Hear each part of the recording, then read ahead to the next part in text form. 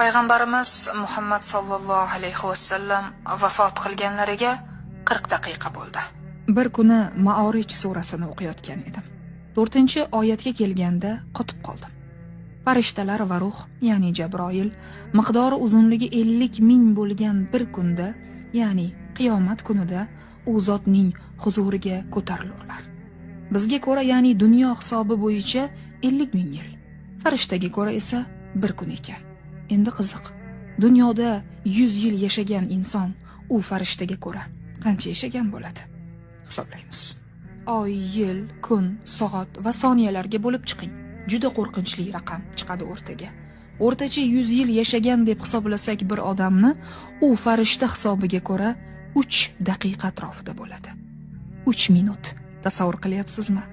Aytamiz-ku, Muhammad sallallohu alayhi vasallam oxir zamon payg'ambari va 500 yil bo'ldi vafotlariga. Lekin haligacha qiyomat sodir bo'lmadi. U bizni hisobga ko'ra 500 yil.